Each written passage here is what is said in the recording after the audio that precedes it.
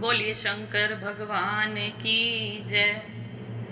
Welcome to motivational club house of Nehanjali. हम आज आपको कार्तिक व्रत का महात्म सुनाने जा रहे हैं। कार्तिक व्रत का महात्म, जिसमें गुणवती को कार्तिक व्रत के पुण्य से भगवान की प्राप्ति हुई। तो आइए हम उसी कथा को आपको सुनाते हैं। बोलिए शंकर भगवान की जय। बोल गौरी शंकर भगवान की जय। सूत जी कहते हैं, एक समय की बात है, देवऋषि नारद कल्प वृक्ष के दिव्य पुष्प लेकर द्वारका में भगवान श्री कृष्ण का दर्शन करने के लिए आए। श्री कृष्ण ने स्वागत पूर्वक नारद जी का सत्कार करते हुए उन्हें पाद अर्घ्य निवेदन करने के पश्चात बैठने को आसन दिया। नारद जी ने वे दिव्य पुष्प भगवान को भेंट कर दिए। भगवान ने अपनी 16,000 रानियों में उन फूलों को बांट दिया। तदंतर एक दिन सत्यभामा ने पूछा, प्राणनाथ, मैंने पूर्व जन्म में कौन सा दान तप अथवा व्रत किया था जिससे मैं मृत्य लोक में जन्म लेकर भी मृत्य भाव से ऊपर उठ गई, आपकी अर्धांगिनी हुई। भगवान श्री कृष्ण ने कहा, प्रिय, एकाग्रचित होकर सुनो। तुम पूर्व जन्म में जो कुछ थी और जिस पुण्य कारक व्रत का तुमने अनुष्ठान किया था वह सब मैं बताता हूँ। सतयुग के अंत में मायापुरी हरिद्वार के भीतर अत्रि कुल में उत्पन्न एक ब्राह्मण रहते थे जो देव शर्मा नाम से प्रसिद्ध थे। वे वेदांगों के पारंगत विद्वान, अतिथि सेवी, अग्निहोत्र परायण और सूर्य व्रत के पालन में तत्पर रहने वाले थे। प्रतिदिन सूर्य की आराधना करने के कारण वे साक्षात दूसरे सूर्य की भांति तेजस्वी जान पड़ते थे। उनकी अवस्था अधिक हो चली थी। ब्राह्मण के कोई पुत्र नहीं था, केवल एक पुत्री थी जिसका नाम गुणवती था। उन्होंने अपने चंद्र नामक शिष्य के साथ उसका विवाह कर दिया। वे उस शिष्य को ही पुत्र की भांति मानते थे और वह जितेंद्रिय शिष्य भी उन्हें पिता के ही तुल्य समझता था। एक दिन वे दोनों गुरु शिष्य कुश और समिधा लाने के लिए गए और हिमालय के शाखाभूत पर्वत के वन में इधर उधर भ्रमण करने लगे। इतने में ही उन्होंने एक भयंकर राक्षस को अपनी ओर आते देखा। उनके सारे अंग भय से कांपने लगे। वे भागने में भी असमर्थ हो गए। तब तक उस काल रूपी राक्षस ने उन दोनों को मार डाला। उस क्षेत्र के प्रभाव से तथा स्वयं धर्मात्मा होने के कारण उन दोनों को मेरे पार्षदों ने वैकुंठ धाम में पहुंचा दिया। उन्होंने जो जीवन भर सूर्य पूजन आदि किया था, उस कर्म से मैं उनके ऊपर बहुत संतुष्ट था।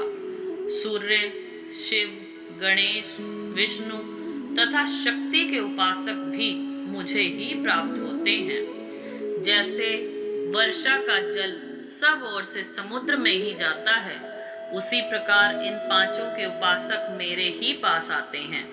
मैं एक ही हूँ, तथापि लीला के अनुसार भिन्न भिन्न नाम धारण करके 5 रूपों में प्रकट हुआ हूँ। ठीक उसी तरह जैसे कोई देवदत्त नामक एक ही व्यक्ति पुत्र, पिता और भिन्न भिन्न नामों से पुकारा जाता है।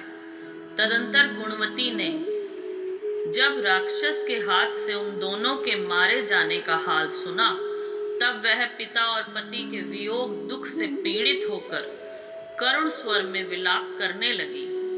हाँ नाथ, हाँ तात, आप दोनों मुझे अकेले छोड़कर कहाँ चले गए?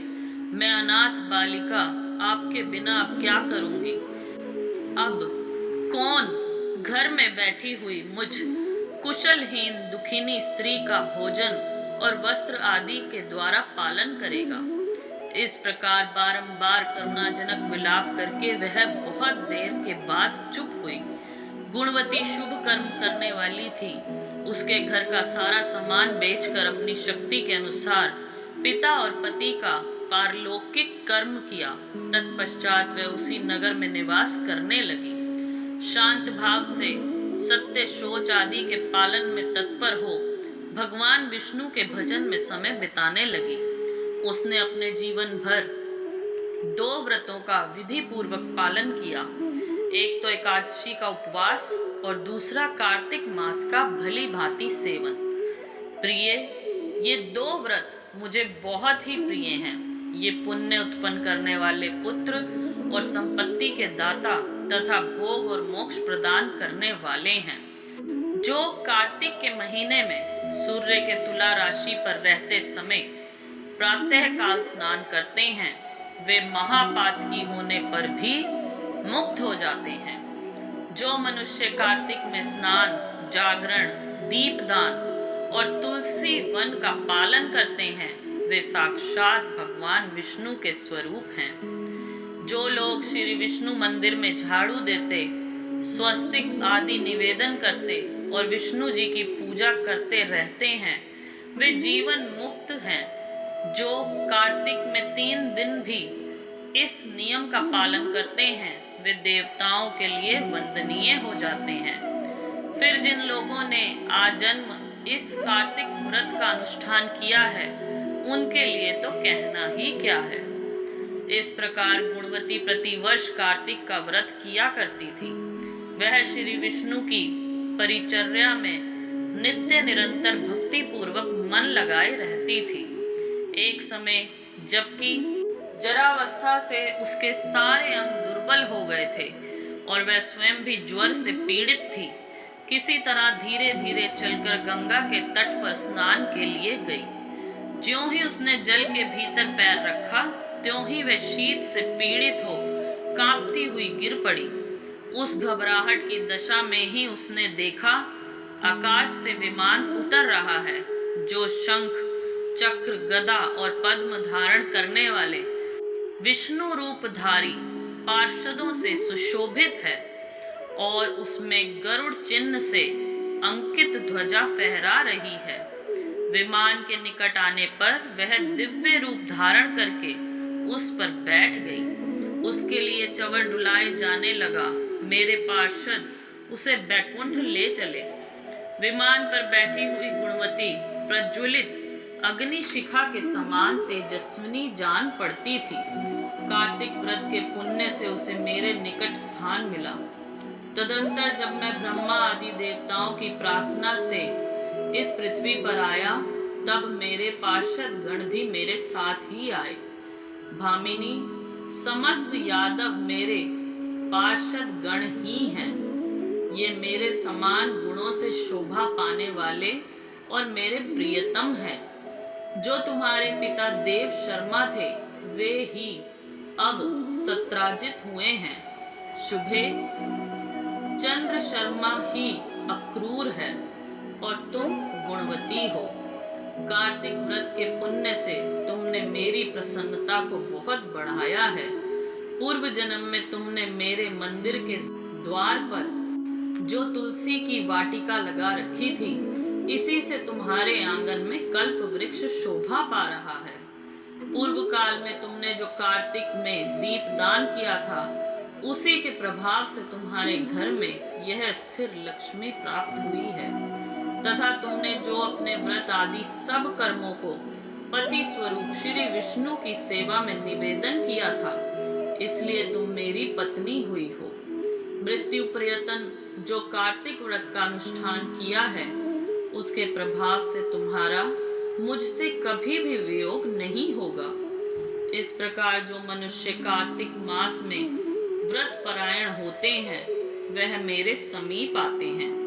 जिस प्रकार की तुम मुझे प्रसन्नता देती हुई यहाँ आई हो, केवल यज्ञ, दान, तप और व्रत करने वाले मनुष्य कार्तिक व्रत के पुण्य की एक कला भी नहीं पा सकते। सूत जी कहते हैं, इस प्रकार जगत के स्वामी भगवान श्री कृष्ण के मुख से अपने पूर्व जन्म की पुण्यमयी वैभव की बात सुनकर उस समय महारानी सत्यभामा को बड़ा हर्ष हुआ। बोलिए शंकर भगवान की जय, बोल विष्णु भगवान की जय, बोल लक्ष्मी नारायण भगवान की जय। तो ये थी एक छोटी सी कार्तिक की कथा। इसके आगे और भी कथा आपको सुनाएंगे। अगली कथा हम आपको सुनाएंगे कार्तिक मास की, जिसमें शंखासुर के वध, वेदों के उद्धार और तीर्थराज की उत्कर्ष की कथा है। अगर आप इस तरह से और भी कथा सुनना चाहते हैं तो प्लीज़ वीडियो को ज़्यादा से ज़्यादा शेयर कीजिए, लाइक कीजिए, और अगर अभी तक भी आपने चैनल सब्सक्राइब नहीं किया है तो प्लीज़ चैनल को सब्सक्राइब कीजिए। Thank you so much. जय माता दी।